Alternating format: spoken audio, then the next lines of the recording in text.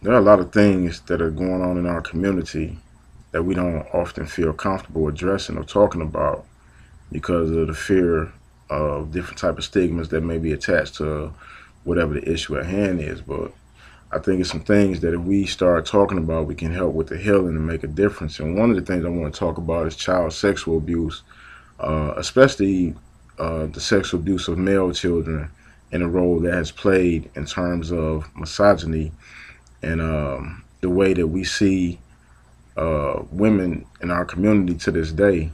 Um, it's not often discussed in a healthy manner. And one day I just came to this. I had this epiphany that I really needed to share my experiences so that we can really have a conversation about misogyny and female pedophilia and things of that nature. So I want to share a piece I wrote called "I Was the Victim of Rape." The word rape coming out of the mouth of a man is very seldom heard. I mean, what man in his right mind wants to come out and say that he was sexually violated, stripped of his innocence, and made to feel filthy?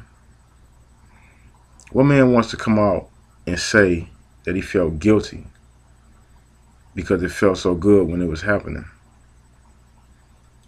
As men and boys, we are taught to bottle up our emotions.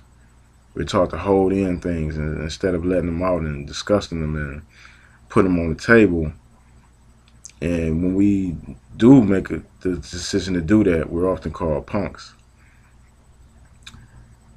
When I got raped, I didn't even realize what was happening to me because the word this seduction didn't sound volatile, violent, or life-threatening. It sounded alluring to my teenage ears and caused something to stir inside of me that I had never felt before. Maybe it was the way the words slid off her thick, sensuous lips, or maybe it was the warmth of her breath tickling my naive ears as she whispered that she bet she could seduce me. I didn't know what seduce meant, but when she pulled my hand toward her soft breast, I was convinced that it was going to feel real good. Moments later, as I lay atop of her, panting wildly, as I slid effortlessly into her foreign territory, I knew I would forever be changed.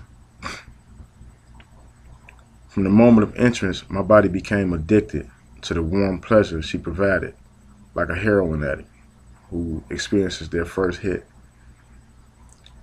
It didn't matter that we were on a soiled mattress in the back room of a crack house, or that she was an adult and I was a child.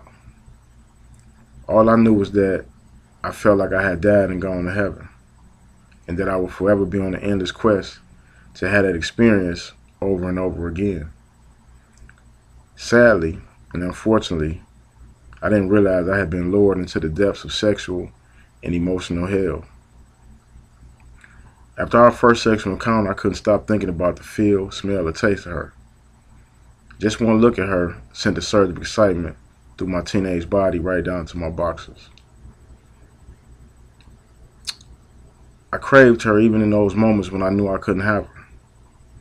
While my heart opened like a wildflower, her ears clogged with cement at my incessant pleas to be seduced by her over and over again. After several days of pleading, she yielded to my request, and I was once again able to experience the sweet joys of being inside her.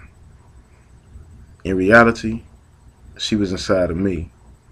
She had heartlessly embedded herself deep in my juvenile head. After the first rape, the floodgates opened up, and I became a predator of my own violation. I sought out older women, charmed them, and lured them into taking advantage of my virility and youth. They knew the game, and they played it well. They allowed me to take control and dominate as if I were a man capable of handling the complexities of women. Girls my age didn't stand a chance because they were incapable of imitating the ways of a grown woman. Just when I thought I had the game mastered, the winds of change blew my young ass back into reality. Women began to stalk me like lionesses on the hunt for prey. They wanted what I could provide for them monetarily or through drugs. They never wanted me for me, and I was too young and naive to understand that. I was a tool, a mere pawn, in a sick and twisted, seductive game of chess.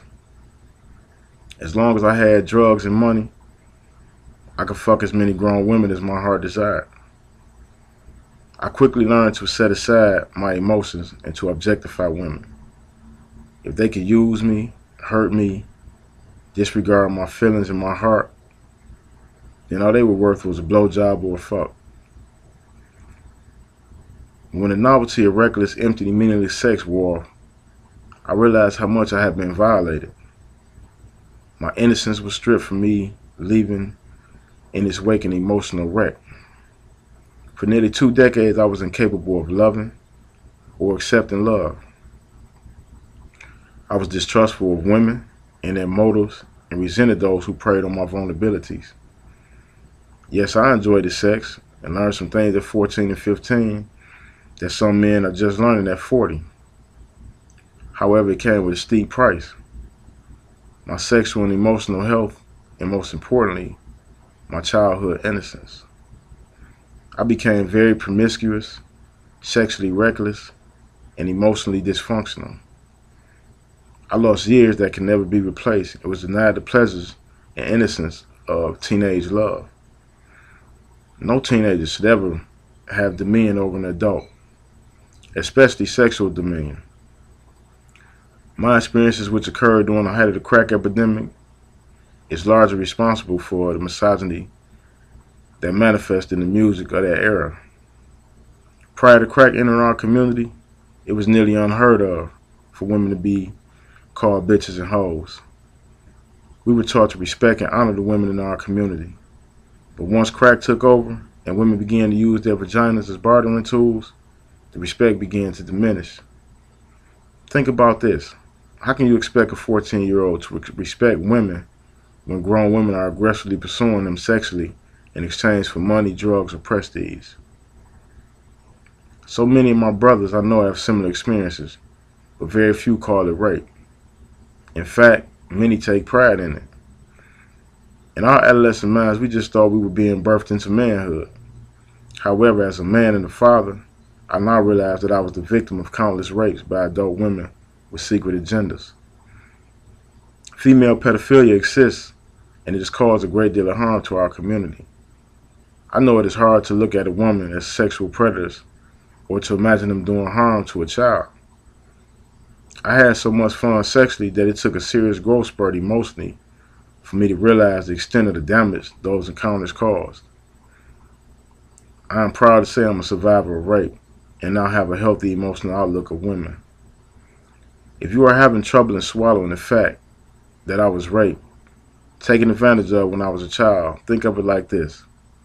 If you had a 14-year-old daughter who was having a sexual relationship with a grown-ass man, how would you feel? Just asking. And I ask because if we don't look at our male children with the same sense of innocence and the same sense of expectations, then we will continue to do a disservice to our community. And we will continue to have this cycle of misogyny where women aren't respected and are regarded as nothing more than a piece of meat. And I think that's really unfortunate. And so, for those who have young male children, allow them to maintain their innocence and allow them to grow into men who will ultimately respect women as they grow older. And be willing to talk to your children about their experience, because even though I wasn't forced physically, psychologically and mentally, I wasn't prepared for those type of experiences, and it definitely had a profound impact on my life. So keep that in mind moving forward, and don't be afraid to have those discussions, because the only way we can heal our community is when we have honest dialogue about what's going on in our community. Peace.